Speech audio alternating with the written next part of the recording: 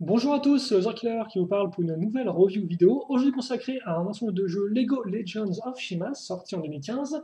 Il s'agira de la référence 10225, Bladvix Rumblebeer, que voici, que voilà, ou en français l'ours de Bladvik, plus simple comme nom. Ça contient 415 pièces et ça coûte 39,99 €. Donc comme vous pouvez voir, la boîte bannière Lego Legends of Shima, toujours et encore, avec en gros plan, cette fois-ci c'est Bladvik et son armure avec ses petites ailes de phénix qui lui vont bien. D'ailleurs, Bladvik qu'on retrouvera ici, accompagné de deux figurines, Iceclaw et Vornon. Bladvik aussi, à ce niveau-là, avec son ours, mais comme on peut voir, ours mécanisé, ou gros ours robotisé, qui pourchasse le traîneau de Iceclaw. Et bien sûr, tout ça, on en parlera dans le set en lui-même. Trois figurines en tout, comme vous pouvez voir, et à l'arrière, et bien, différentes petites scénettes, ainsi que le mécanisme mis en avant. Et comme vous pouvez le voir, sur les 8 armures à récupérer, donc les 8 armures dorées avec les ailes de phénix qui vont bien, et bien on aura uniquement celle de Bladvik dans ce modèle, parce que c'est aussi un peu le seul gentil du set, il faut bien le dire. Les deux autres étant des figurines appartenant aux chasseurs des glaces. Si je ne dis pas de bêtises, je n'ai plus leur nom exact en français. Le modèle vient avec deux modes d'emploi. Voici le premier, assez simple, comme vous pouvez le voir, donc qui contient aussi bien les étapes pour le traîneau qu'une partie des étapes pour, comme vous pouvez le voir, le véhicule de Bladvik, la pub archi connue des packs de troupes ainsi que des deux plus gros modèles de la première vague, donc première vague 2015 bien sûr, et un second mode d'emploi donc qui nous indique que la dernière étape c'est la 66e, donc dernière étape de l'ours de Bladvik, là encore, même si, alors par contre le clic traduit en plusieurs langues, c'est, je vois pas trop l'intérêt, mais bon, après ça pourrait être peut-être mal compris, je sais pas trop, bref. Donc sans compter bien sûr les sous-étapes. La liste des pièces, puis là, une pub qui fait quand même un peu plus honneur aux différents modèles sortis, parce qu'effectivement, on va certes retrouver le mobile, le Tiger Mobile Command et le véhicule, enfin l'ours des glaces. D'ailleurs, on le verra à la fin en tant que comparaison dans la vidéo. Mais on retrouve comme porte tout ce modèle aussi de la vague 1 et ceux de la vague 2, ce qui est plutôt pas trop mal. À part, bien sûr, modèle édition spéciale du véhicule vautour. Comme vous pouvez le voir là encore, au niveau des différentes figurines, on a eu, elles sont en nombre maintenant. On retrouvera nos 8 figurines avec nos ailes de phénix. Et donc ça rend plutôt bien. Voilà, c'est un joli panorama de figurines Shima. Le club à l'arrière. Niveau figurines, on va commencer bien, par Bladvik. Donc Bladvik, il faut savoir qu'il est exclusif à ce set-là. Il faut savoir que des ours, on a un peu eu des masses. On a juste eu Bulkar qui est sorti précédemment dans la vague 1 2015, mais à part ça, que Chi. Donc là, j'ai mis le focus comme il faut, mais pas la lumière. Donc voilà. Et effectivement, contrairement à Bolkar qui lui a vraiment un corps d'ours, vraiment tout nouveau, tout beau, Bladvik, lui, eh bien, il a le droit à son armure de feu rouge. Donc, en clair, niveau imprimé, aucune nouveauté à ce niveau-là, hein, aucune différence par rapport aux autres figurines. Donc, c'est un peu tristouné. Par contre, la différence viendra bien sûr eh bien, de son armure, qui, elle, par contre, a l'imprimé de l'ours, et ça, bien sûr, c'est exclusif à Bladvik. Les petites ailes de feu qui vont bien, la tête. Donc là encore, ça par contre, c'est exclusif à lui. Alors peut-être là encore, je vous rappelle, avec un seul imprimé. La tête-tête, qui a comme peut voir du miel qui sert un peu comme des peintures de guerre, ce qui rend assez bien. Là encore, ça c'est exclu à Bladvik. Et niveau arme, eh bien, il vient avec ça. Comme on peut voir, c'est une espèce de griffe de feu, voilà, hop là, qui fonctionne plutôt bien, je trouve, hein, avec la petite flamèche au bout. Et l'autre côté, donc un récipient de miel, je suppose, donc soit c'est pour manger, soit c'est une sorte de grenade au miel, à vous de voir. J'ai regardé la description sur la boutique en ligne officielle de Lego, il n'y a pas de mention de cette partie-là. Donc voilà, à vous de voir si c'est vraiment uniquement du miel ou ça peut servir un peu de projectile, ce qui pourrait aussi en soi être plutôt rigolo. Voilà pour le petit turnaround. Seconde figurine maintenant avec Iceclaw. Alors Iceclaw qui était apparu auparavant dans un seul autre set, un set non pas édition spéciale, mais plutôt un sachet, qui est en fait une sorte robot, de petit robot ours des glaces, donc qui rendait plutôt bien une sorte un peu d'exosquelette dans l'idée. Mais il faut savoir que la figurine en elle-même d'Iceclaw n'est pas vraiment exclusif. C'est-à-dire qu'effectivement, le corps, l'imprimé du corps, l'imprimé des gens, ça on peut le retrouver chez d'autres figurines ours des glaces. En fait, vraiment la seule différence d'Iceclaw par rapport aux autres, ça vient de son faciès. Alors par contre, avant ça, on mettra comme on peut voir du accroche pour l'arme à l'arrière. Et donc oui, de son faciès, chose qu'on va surtout voir, donc d'ailleurs comme on peut remarquer, lui il a un imprimé à l'arrière, mais c'est un imprimé de l'arrière de sa tête, et donc pas une seconde expression, contrairement à la plupart des personnages Shima. Et donc oui, effectivement, imprimé surtout au niveau de sa tête à ce niveau-là, qui rentre très bien. Et donc là, par contre, ça, c'est vraiment exclusif à Exclos, et ça en fait une figurine ours des glaces, bah, ma foi, assez jolie. Niveau arme, il vient donc, bah, ça, le chim, c'est pas vraiment une arme, ça, c'est un accessoire, mais il vient effectivement comme par un petit canon qui tire vraiment, d'ailleurs, au passage, car effectivement, sur l'épée sur la gâchette ici, ça tire, comme on peut voir, le tenon, d'ailleurs, ça tire plutôt loin. Là, j'ai mis ma main un peu pour bloquer, mais aucun souci, vous appuyez sur la gâchette et ça part direct. Voilà. Ensuite, eh bien, on peut la mettre soit donc sur sa main, comme ceci, soit dans son dos, justement, grâce à la petite pièce en plus. Ce qui est d'ailleurs très pratique, je trouve. Ce qui devrait être un must pour les figurines non ailées, je pense. Et donc justement, en parlant de figurines ailées, notre dernière figurine, eh bien, c'est Vornon, un des vautours. Voilà, alors Vornon, lui par contre, il a apparu dans plein de modèles, donc il n'a rien de vraiment exclusif. 5 en tout en comptant ce modèle-là, sachant qu'en fait, même s'il est apparu dans 5 modèles, il faut quand même dire que ce n'était pas non plus la figurine la plus facile à choper, parce qu'effectivement, dans deux de ces modèles, c'est des modèles assez coûteux, donc à savoir le Krager Fire Striker, donc dans lequel d'ailleurs il avait cette armure-là, donc à l'identique, hein, l'armure 1.0 avec les petites ailes à l'arrière, ainsi que dans le magazine Legion of Shima, donc le magazine qu'on peut trouver en bureau de presse. Voilà. Donc ça, c'est avec cette armure-là. Par contre, avec une autre armure, vous pouvez aussi trouver dans un autre modèle, donc, qui était le gros mammouth des glaces, qui va coûter quand même très cher, ou alors dans un pack de figurines qui était exclusif aux boutiques Lego ou à la petite coin officielle Lego, quoi. Donc en clair, c'est vrai que Vornon, là encore, bah, c'était pas non plus la figurine la plus facile à choper au niveau des dépenses, même s'il faut bien le dire. Le Krager Fire Striker coûtait 40 €, tout comme ce modèle-là. Donc en clair, honnêtement, ce modèle, entre guillemets, Vornon, le minimum que vous pouvez l'avoir, c'est. Si c'était oui, c'était 6 € avec le magazine Shima, mais encore là, ça date. Maintenant, on peut plus trop le trouver en. D'autres, alors bien vous pouvez commander, mais ça c'est une autre question. Et honnêtement, on n'est pas pour ça parce qu'effectivement, je parle des figurines, mais en soi, on n'a pas tant que ça à faire parce que nous, ce qui nous intéresse, c'est quand même le modèle en lui-même. Et donc, le modèle en lui-même, eh bien, ça commence par le traîneau, effectivement, de Ice Claw. Le traîneau qui est très simple à comprendre, c'est comme vous pouvez le voir, une pièce comme ça, donc de carlingue. On met une petite pièce ici qui permettra de relier la tête, donc vous remarquerez l'œil, la dent, enfin les dents plutôt, la truffe, ainsi que bien sûr les parties plus véhicule-esque, donc à savoir le guidon et les espèces de pots d'échappement. Et comme vous pouvez voir, bah, ce qui reste, c'est ça, à savoir une accroche pour mettre le patin plus la grosse patoune. Et donc, comme ça, en très peu de pièces, on a un véhicule avec justement les deux secondes pour mettre la figurine dessus, de Ice Claw que tu as à faire. Et voilà, qui est fait comme ceci. Alors, voilà, je vais juste la mettre ici.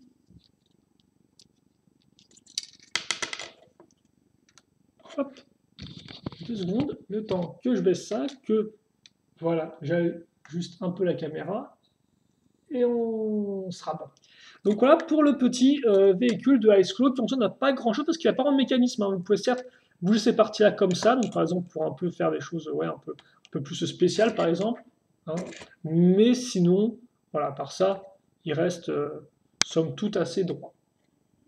Et d'ailleurs, niveau dimension, si vous voulez tout savoir, on est dans du 5,5 de largeur, du 7 de longueur et du 3 cm de hauteur. Vous noterez là imprimé, comme ceci. Et par rapport à une figurine, alors certes, c'est vrai que mes deux figurines sont quand même assez équipées, ils ont des ailes assez larges. Mais voilà, comme on peut voir, c'est vraiment un tout petit véhicule qui d'ailleurs va forcément faire un peu écho au petit véhicule ours qu'on trouvait dans le méca des ours des glaces, souvenez-vous, qui était aussi une sorte de véhicule un peu glisseur comme ça, ma foi, fort sympathique. Donc lui, encore un peu plus petit, mais il rentre bien. Alors par contre, 2 secondes avant qu'on passe maintenant au gros modèle, parce que on va avoir un peu plus de lumière naturelle. Je dois avouer que. Alors, par contre, voilà, si je peux ne plus avoir de bandes sur l'image. C'est bizarre, ça, la caméra qui fait des trucs un peu spéciaux. Bon. Voilà, comme ça. Et donc maintenant, trêve de discussion hors sujet, on va passer eh bien, au fameux ours de Blaplik qui ressemble à ceci. Et forcément, là, ça donne pas trop envie, donc je vais essayer d'expliquer ça au mieux en essayant de démonter un peu quand même le moins. Mais grosso modo, on peut diviser le modèle en 3 parties. Tout du moins ce qu'on pourrait appeler sa partie corps, parce qu'effectivement, je ne vais pas vous le cacher, c'est un modèle qui est 2 en 1, donc transformable, et donc forcément, voilà, bref, c'est un peu le corps. Voilà, je vais arrêter ma phrase ici et je vais plutôt commencer. Donc déjà, je vais commencer avec la partie arrière du modèle qui est celle-ci. Cette espèce de bloc, comme vous pouvez le voir là, donc juste cette partie-là, cette partie-là, assez simple. On remarquera un réacteur à l'arrière, et puis pour le reste, niveau taille, c'est plutôt pauvre. On remarquera juste la pièce lisse à ce niveau-là, comme ceci. Après, pour le reste, eh bien, on remarquera surtout les 2 accroches. Une accroche ici et une accroche là. Voilà. Donc ça, c'est vraiment tout ce qu'il y a à retenir sur la partie arrière. Ensuite, pour aller raccrocher la partie avant, comme vous pouvez voir, on va user de 2 poutres techniques. Ce sont ces deux-là, donc celle-ci et celle-ci, elles sont parallèles, comme vous pouvez le voir, et on va accrocher différents éléments dessus. Donc le premier élément qu'on peut noter, donc il va relier les 2 poutres, parce qu'effectivement, si je regarde en dessous, on remarque que les poutres, elles sont des 2 côtés, donc elles sont voilà, à ce niveau-là, aussi bien de droite de gauche, elles sont symétriques. Et bien justement, pour relier les 2 poutres entre elles, on va mettre une roue. Donc la grosse roue du milieu, comme vous pouvez le voir. Vous noterez aussi le petit clip ici, là, donc qui est accroché pour l'instant, qui sera utile entre guillemets pour entre guillemets bloquer le modèle dans un de ces 2 modes. Voilà. Et alors là, effectivement, comme le clip est enfoncé, hein, c'est bloqué. On remarquera aussi entre les 2 barres qu'on a cette partie-là qui servira un peu à manipuler le modèle, voilà. Et on remarquera cette partie ici qui servira à accrocher une flamme que j'ai enlevée pour l'instant pour des besoins de manipulation. Voilà, et qui servira un peu à décorer tout ça. Ensuite, donc, on passe à la partie avant. La partie avant peut sembler un peu bizarre si on regarde de haut. C'est grosso modo un gros rectangle, comme vous pouvez voir, donc qui fait comme ceci. Voilà. Hein, donc, si j'essaie de vous montrer un peu par en dessous, vous remarquez que c'est pas vraiment un rectangle en soi. Hein, c'est plusieurs barres, c'est plusieurs pièces et tout. Mais tout ce qu'il y a à retenir, pour faire simple, c'est, je dirais, 3 éléments. L'accroche ici, donc pour le bras, donc bien sûr qu'on retrouvera sur l'autre côté. L'accroche ici pour la tête, donc avec des connecteurs, comme on peut voir, donc l'accroche connecteur ball joint, et le cockpit au milieu, avec le petit guidon ici, voilà. Et puis pour le reste, les décorations, vous noterez que vous aurez 2 cristaux de chi à ce niveau-là, et puis c'est à peu près tout. On notera par contre qu'effectivement cette partie-là, donc qui est la partie de l'avant, eh bien va nous permettre d'avoir des trous pour relier effectivement, eh bien, là, les 2 autres roues du modèle. Donc que voici là encore fait très simplement. C'est de la grosse pièce, il n'y a rien de très compliqué là-dedans. Voilà, donc je mets ça comme ça. Et donc là, eh bien, j'ai ma base qui est déjà plus ou moins réalisée. Ensuite, j'ai casé cette partie-là, donc qui est une jolie pièce dorée, comme vous pouvez le voir, et qui cachera un peu la partie de l'accroche pour le bras.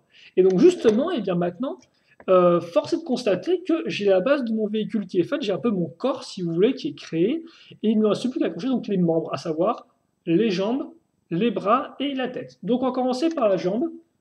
On voit là, vu qu'il y en a une qui est déjà accrochée. Donc la jambe qui est ma foi très simple, vu qu'en fait aussi assez très peu articulée, il faut bien le dire, en effet, comme vous pouvez le voir, on a juste une accroche circulaire, une accroche, l'accroche barre et l'accroche trou circulaire, les 2, et pour le reste, pas d'articulation au niveau du genou, et pas non plus d'articulation au niveau des pieds, parce qu'effectivement, là, on voit un ball joint d'un connecteur, donc on pourrait se dire qu'on peut le pivoter, mais non, parce qu'effectivement, grâce à la pièce, enfin oui, grâce ou à cause, hein, c'est à vous de voir, de la pièce qui est ici, enfin les pièces grises et la pièce ici là, eh bien on a une accroche supplémentaire avec des barres, ce qui fait que vraiment, eh bien le pied est bloqué. Alors si vous forcez, vous pouvez un peu l'enlever, comme ceci, par exemple, vous pouvez voir que ça bouge, hein, mais ce n'est pas vraiment recommandé dans le sens où, de toute façon, ça ne servirait à rien d'articuler le modèle parce qu'il tomberait en fait, si vous voulez. Donc les jambes ont vraiment besoin d'être droites.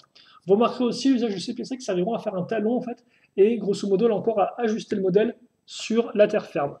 Donc après, pour le reste, hein, pas grand chose de plus à dire, des pièces courbées inversées, donc avec des arches, voilà.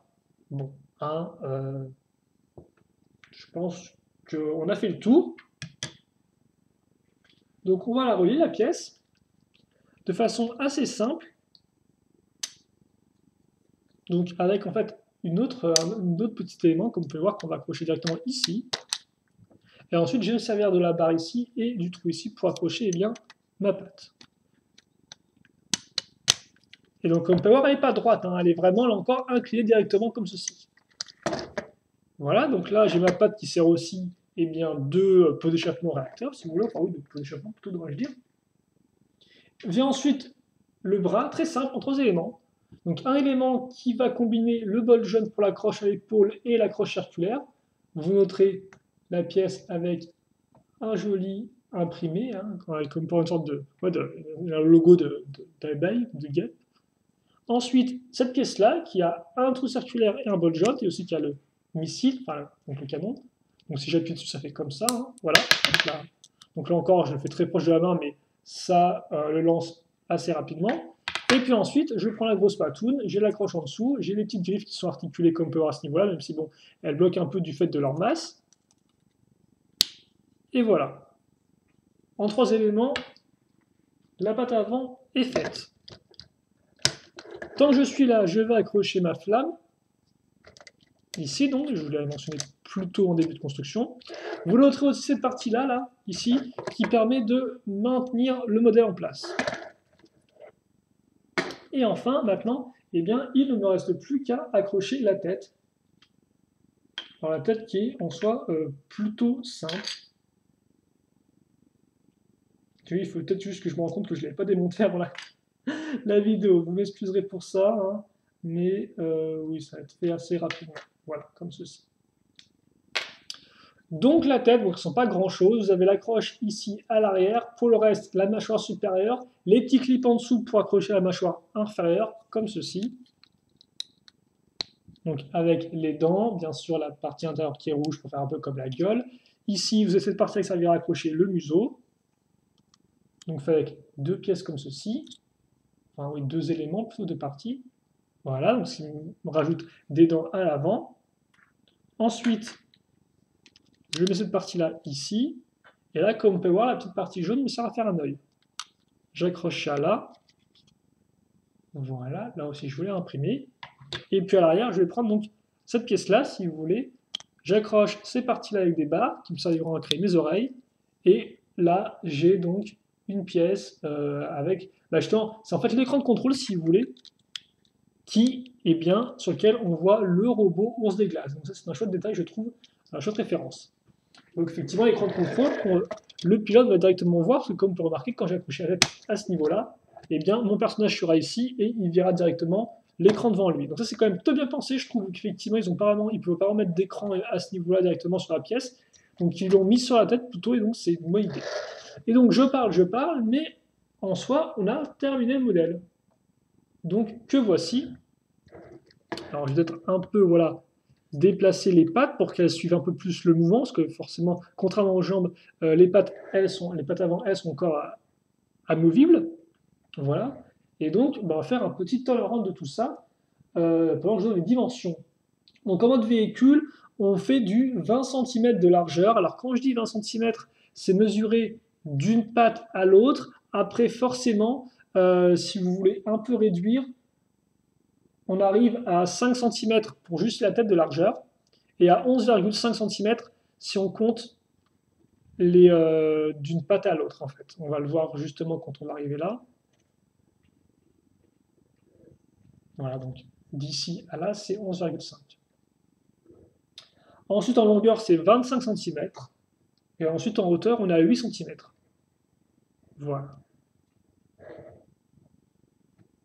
Donc, petite comparaison taille par rapport au modèle, par rapport à une figurine, devrais-je dire. Excusez-moi pour ça. Voilà. Comme ceci.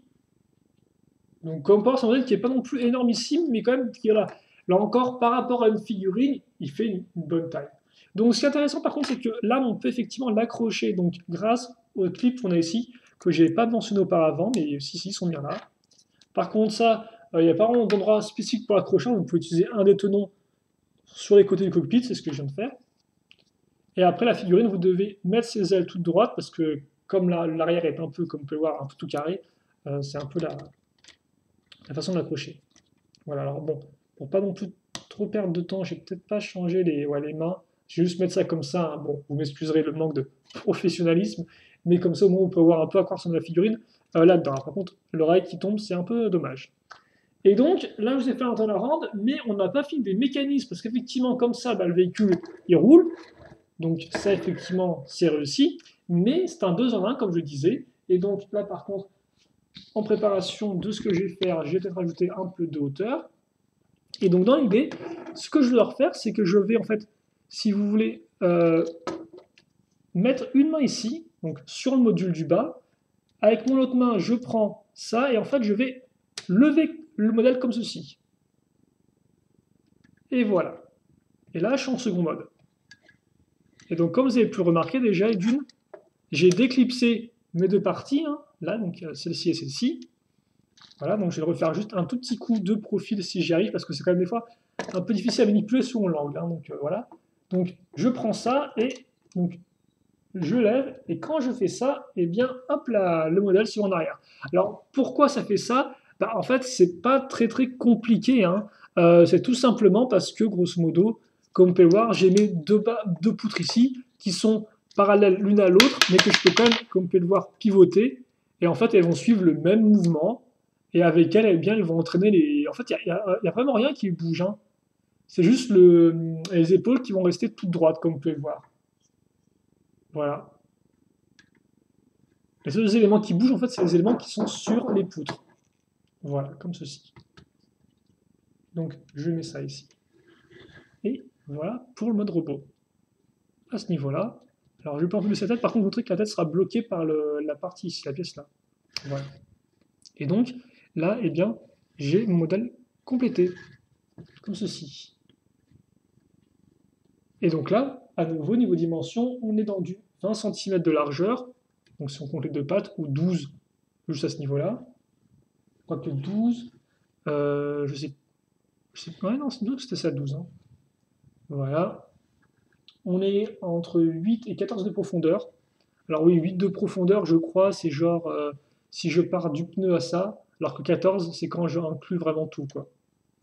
Et ensuite, 19, ouais, 19 cm de hauteur, un peu, voilà, 19-20, comme ceci. Et donc après, bah, niveau articulation, comme j'ai dit, les jambes ne sont pas articulées, vous pouvez toujours faire tourner les roues si vous souhaitez. Et donc pour les bras, eh bien, vous avez ça comme ça, donc vous pouvez un peu le lever, un peu sur les côtés aussi, ici, voilà, et donc ça vous pouvez le pivoter, et vous pouvez aussi un peu, voilà, bouger un peu cette partie-là, c'est bon, c'est pas en fait pour bouger, c'est quand même plus censé pour cacher le lanceur, je pense, hein, et les griffes que vous pouvez plus ou moins fermer, voilà.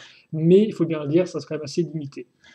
La tête, idem, hein, vous pouvez un peu bouger sur les côtés, comme pas assez bien, tout de même, je trouve. Il y a juste le fait, voilà, en haut ou en bas qui vont un peu bloquer. Mais mis à part ça, voilà, un peu ce que vous pouvez faire niveau articulation avec le véhicule de Bladvik. Et donc, petite comparaison de taille. Et enfin, dernière comparaison, et enfin, on pourra passer au bilan, parce que c'était quand même un peu long, une vidéo. J'ai un peu pris mon temps, je vais avouer. Mais oui, on pourra se demander le combat des titans, parce qu'on a eu en 2015, vague 1, et bien, l'ours des glaces. Enfin, l'ours des glaces, oui, bah oui, l'ours, le robot ours des glaces. Et donc, bah voilà, les deux, l'un à côté de l'autre, forcément, maintenant, c'est un peu son opposé.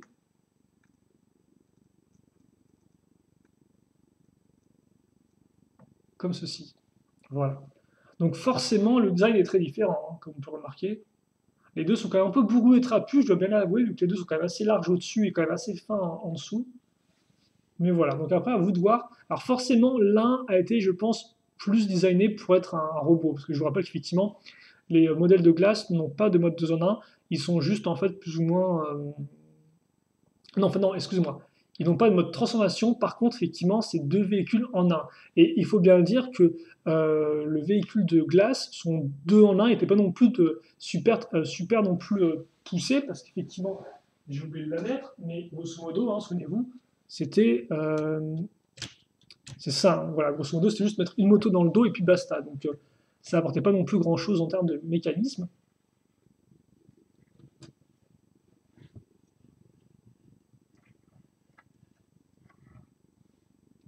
Donc voilà, maintenant on peut voir un peu lequel vous préférez et comment les deux rendent l'un par rapport à l'autre. Voilà, puis bisous. Il se touche le museau comme ça, voilà, allez. Hop là. Donc bon, ça c'était juste pour une petite comparaison. Et maintenant, eh bien, je vais passer au bilan. Donc bah, qu'est-ce qu'il y a à dire sur ce modèle-là? Est-ce qu'il est bien? Est-ce qu'il est pas bien. Je dois avouer en fait que il est quand même un peu particulier. Ça, je vais pas non plus vous le cacher. Déjà, forcément, un premier problème, ça pourrait être les articulations, parce qu'il faut bien dire, il n'est pas articulé du tout. Donc c'est vrai qu'en soi, on se retrouve avec un modèle de robot très étrange. Alors c'est vrai que même des fois, les robots de Lego articulés sont un peu, sont pas non plus la perfection même, hein, on peut le dire, je pense, même s'ils sont quand même relativement corrects. Mais là, c'est vrai que c'est très bizarre parce qu'au final, on a un modèle qui est vraiment genre petite patte, un corps très long comme ceci, et puis après, des tout petits bras au bout, des tout petits bras qui sont un tout petit peu articulés comme ça, mais pas trop non plus. Donc c'est vrai que forcément, avec ça, niveau pose dynamique, c'est un peu le néant, quoi. Et là, d'ailleurs, ça me fait rire parce que c'est vrai que la boutique en ligne officielle de Lego dit que on peut faire des poses de combat vraiment géniales, quoi. Mais non, non, on va faire des poses de combat avec ça, il faut hélas bien l'avouer. Donc oui, déjà forcément, le fait que le set doit être transformable fait que niveau articulation, il en pâtit. Et ça, c'est compréhensible, hein. Imaginez si c'était articulé des jambes et si c'était toujours aussi haut et un peu massif, forcément, tout se serait écroulé sur place. Donc voilà pourquoi c'est comme ça. Mais le fait est que, après, le mode robot en pâtit un peu et donc ça arrive, il n'est pas aussi dynamique qu'il pourrait l'être. Après, néanmoins, comme c'est un ours, le côté un peu massif, vraiment, avec les trois grosses roues ici, qui est encore peut prêter un peu à débat, eh bien pour moi fonctionne plutôt bien, parce qu'effectivement on a ce côté un peu ventre un peu tout rond, comme ça, du bon bonhomme, du bon gros ours, quoi. Donc oui, pour moi, le design en soi, avec les pattes un peu, comment dirais-je, pas très très longues, encore, ça fonctionne bien. Mais après, niveau articulation, voilà. Et donc là encore, le design peut être un point de contention. Moi, je trouve qu'il fonctionne plutôt bien, mais après, certains ne pourront ne pas aimer. Et le truc, en fait, c'est qu'on se dit, bon, d'accord, en mode robot, il rend pas top top niveau articulation et niveau design, c'est de goût de chacun. Donc, ils doivent sûrement rendre mieux en mode véhicule roulant. Et bien, en soi, pas non plus spécialement. Alors, on s'y fait, je dois avouer. Après, ça en fait un véhicule assez original. Mais là encore, regardez ça en mode véhicule, eh bien on a au final un ours qui est au-dessus du... On a juste au final un ours qui est ventre plat, à plat ventre, avec des roues au-dessus de lui, quoi. Et donc bon, là encore, en termes de design de véhicule, ils ont fait ce qu'ils ont pu, hein. C'est-à-dire qu'effectivement, on a les flammes dans le dos, on a les espèces de réacteurs, enfin les positions aussi qui rendent pas si mal que ça, mais après, c'est vrai que c'est un peu... voilà, c'est vraiment un véhicule ours, que c'est vraiment genre... J'ai un ours, je l'ai mis comme ça à l'horizontale et j'ai mis des roues en dessous, quoi. Donc bon, forcément, ça peut faire un peu bizarre. Là encore, encore plus quand vous mettez les pattes toutes droites, là franchement, c'est l'horreur, quoi. Donc pour ça que moi je les mets un peu comme ça pour cacher les roues, pour rendre un peu plus dynamique. Mais donc c'est vrai que ça peut encore prêter à débat. Même si, comme je vous l'ai dit, honnêtement, il n'est pas si horrible que ça. Vous faites rouler, au moins là, par contre, la jouabilité fonctionne bien. C'est assez plaisant, et qu'en plus, avec les grosses roues comme ça, et le fait que les sont quand même assez gros par rapport à une figurine, ça en fait quand même un véhicule assez massif. Donc c'est toujours rigolo de jouer un peu avec un gros véhicule comme ça, quoi. C'est pas un tout petit truc. Donc ça, c'est au moins plaisant en termes de prise en main, si je peux dire ça comme ça. C'est un peu particulier comme expression pour jouer Lego, mais ouais, hop là. Et donc, c'est vrai que voilà, c'est vrai que c'est un modèle qui en soi n'est pas non plus au top en mode robot, mais n'est pas non plus au top en mode véhicule roulant, excusez-moi. Donc c'est vrai que c'est un peu dur de le recommander, je vous avoue, ce modèle-là. Parce qu'il n'est pas non plus pourri, quoi. Comme je vous l'ai dit, pour moi le design fonctionne plutôt bien. Le schéma de couleur par contre est top, hein. Ça je dois avouer que rouge, marron avec le teint de doré, ça rend vraiment bien. Et en plus, c'est quand même aussi, il faut bien le dire, exclusivité, dans le sens où c'est le seul véhicule ours qu'on a. Il y en a deux avec le véhicule qui glisse, qui d'ailleurs est aussi très chouette. Mais c'est vrai que avoir un véhicule ours de cette taille-là, il n'a pas non plus une tonne de chance, hein. C'est le seul que vous pouvez vous choper et puis basta. Donc c'est vrai que pour tous les amoureux des ours, ils n'auront pas vraiment trop le choix, je pense, quant à leur achat. Mais donc voilà, c'est vrai que c'est un modèle qui est un peu entre deux, quoi, qui est un peu, sur certains aspects, qui est un peu moyen, il faut bien le dire, même si là encore, c'est pas non plus un truc qui est injouable, quoi. Et donc je pense qu'on peut s'amuser avec, je pense que ça fonctionne bien, et je pense qu'il y a encore que le mécanisme est en fait une bonne idée, mais c'est vrai que pour pouvoir l'exploiter vraiment à 100% et qu'aucun des deux modes n'en pâtisse, c'est quand même super dur, quoi, il faut bien le dire. Après, normalement, quand même, chapeau d'avoir encore trois mécanismes, et voilà, d'avoir fait quand même une sorte de robot véhicule, c'était pas en soi et c'est d'autant plus qu'il faut que le véhicule soit vraiment solide dans les deux modes. Et donc là, voilà, ils ont réussi au moins à le rendre solide dans les deux modes. Seul problème, forcément, les airs circulation peuvent en pâtir et d'autres éléments aussi. Donc voilà, il faudra faire avec ça. Après, pour ce modèle, les trois figurines sont vraiment sympathiques. Alors certes, voilà, Bladvik n'a pas vraiment de chouette imprimé au niveau de son corps, mais bon, au moins ça reste Bladvik, parce que c'est important dans l'histoire. Et Aesflot est quand même très cool. Voilà. Après, Vernon, pourquoi pas, figurine classique, néanmoins avec des choses imprimées, ça on connaît bien. Et pour le véhicule, bah, comme j'ai dit, très sympathique, très chouette. Ça j'aime beaucoup, aucun problème. Il est petit, alors certes, il n'a pas non plus de, il n'a pas de mécanisme ni rien, c'est vraiment le minimum, un peu du minimum, mais il est efficace. Et à la tête, il est patoun, donc il est mignon. Voilà, il est mignon, et puis c'est tout ce qu'il y a à dire là-dessus. Donc voilà, on a compris, au final, ce véhicule-là, c'est pas non plus un véhicule que je reconnais directement. Et pour ceux qui pourraient se demander, est-ce que tu me recommandes plus le robot ours ou le robot ours des classes, bah, il faut déjà savoir que l'un est plus cher que l'autre. Si je dis pas de bêtises, le robot ours des glaces coûtait genre 50 euros, un peu plus. Voilà. Mais néanmoins, c'est vrai que moi, je préfère quand même le robot ours des glaces. Voilà. Parce que il a un design qui est peut-être un peu mieux fini, il est peut-être un peu mieux articulé, mais c'est pas non plus, c'était pas non plus la folie, quoi. Mais c'est vrai que j'ai peut-être un peu, j'ai quand même préféré, je pense, le robot ours des glaces. Après, voilà, néanmoins, il est quand même plus cher, il faut bien le dire.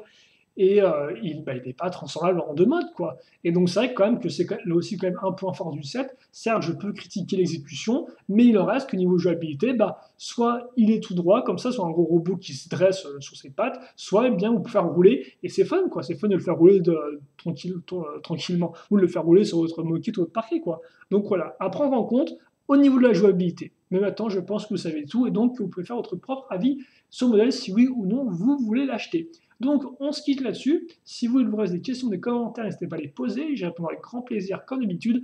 Et puis, pour le reste, eh bien, portez-vous bien, passez une bonne journée ou une bonne soirée. Voilà, ou une bonne soirée que vous voulez. Et nous, on se retrouve donc pour de nouvelles vidéos. Allez, salut à tous et à la prochaine. Salut, salut.